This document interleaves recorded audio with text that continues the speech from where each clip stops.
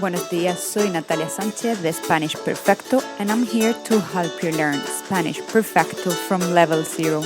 Today we're going to study some useful words in Spanish. Grammatically, these words are called indefinidos. Are you ready to start? Empecemos.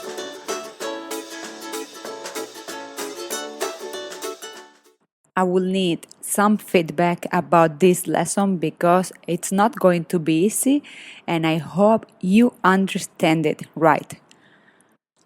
Los indefinidos are words in Spanish that serve to express a quantity. They are also called quantifiers in English. They can accompany the noun, so we call it determinante, indefinido, or they can replace the noun. Then they are called pronoun, pronombres indefinidos. I'm sure I'm talking another language for you right now. However, bear with me because you're going to understand better. So, we have these words, they are called indefinidos. They can go with the noun or they can replace a noun and they express the quantity of something. In English, what do we have as quantifiers? Examples of these quantifiers in English are some, any, all, certain, too much. And in Spanish, what do we have? Algún, alguno, alguna, algunos, algunas, mucho, mucha, muchos, muchas, otro, otra, otros, otras. I'm sure you know these words already, but you didn't know they were called indefinidos. So algún, alguna, it's some. Otro, otra is other or another. Mucho is a lot. Poco, poca, pocos, pocas. A little bit. Demasiado, demasiada, demasiados, demasiadas. Too much. Todo, toda, todos, todas. All. Cierto, cierta, ciertos, ciertas. Certain. Tanto, tanta, tantos, tantas. This is also like a lot, similar to a lot. And of course, it has other meanings. They work similar to English, but the difficulty comes because of the gender and number. They vary depending on this. So instead of having only one word, as we can have in English, we have four different words. For example, a lot. A lot, we only have one word, but in Spanish we have mucho, mucha, muchos, muchas. Today, we're going to study just a few indefinidos because they can create doubts when using them. The first one is algunos, some. Alguno, alguna, algunas, and algún. I will give you some examples because I know it's a lot easier when we see examples of this. Por ejemplo, tengo que comprar algún libro para el curso de matemáticas. And this is why I'm explaining this one because in English will sound very strange.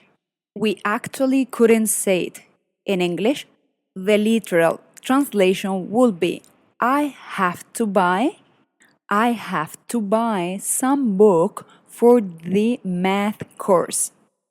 Some book, I think in English we would say some books, but we're talking like I have to buy any of the books.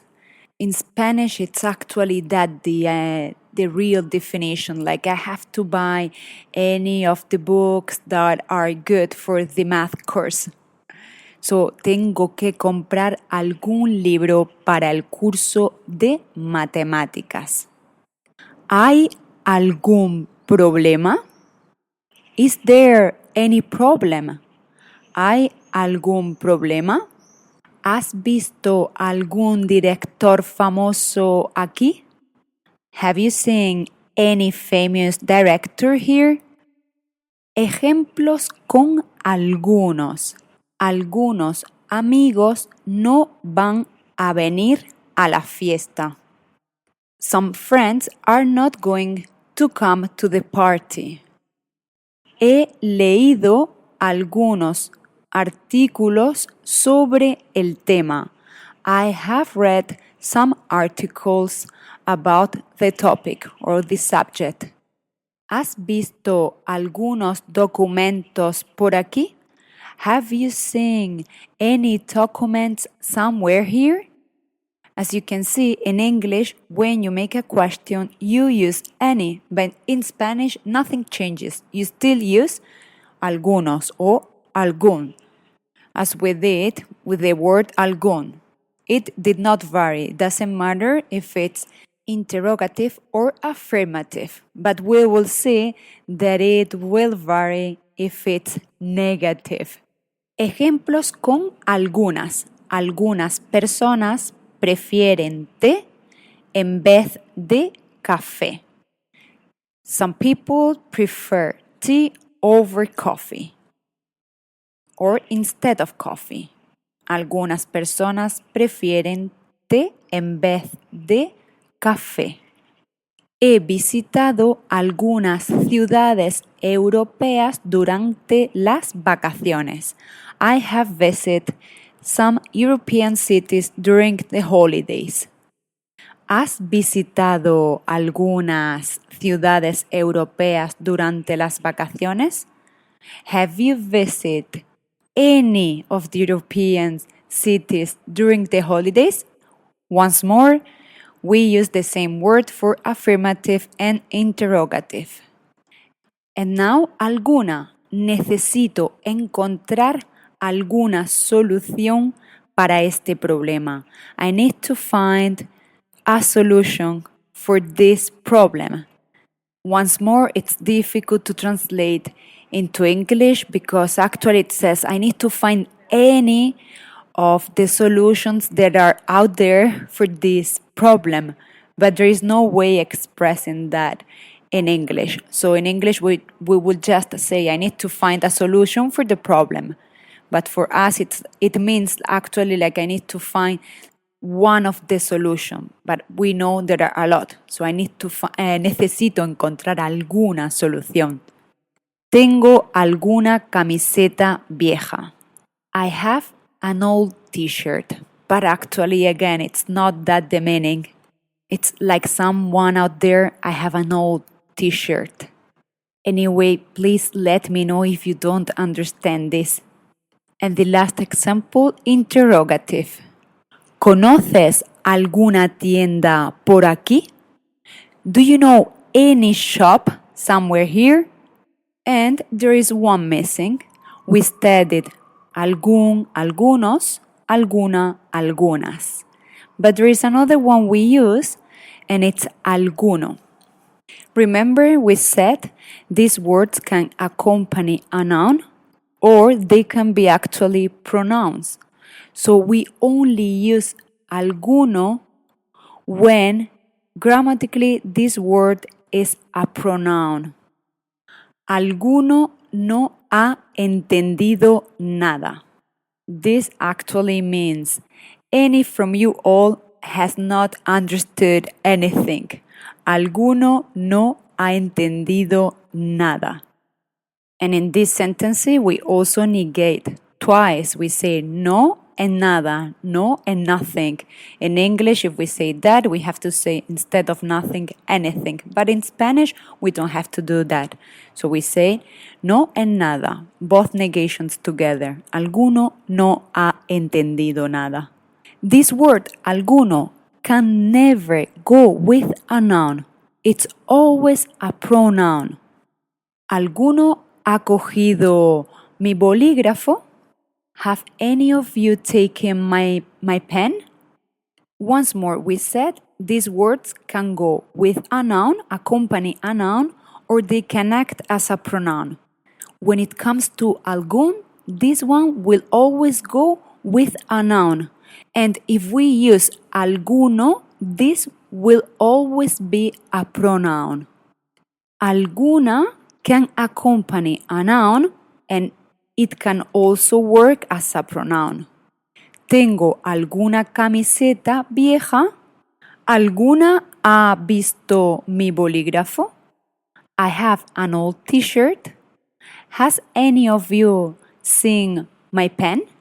The first one accompanies t-shirt or old t-shirt, and the second one is a pronoun. It's replacing, in this case, people.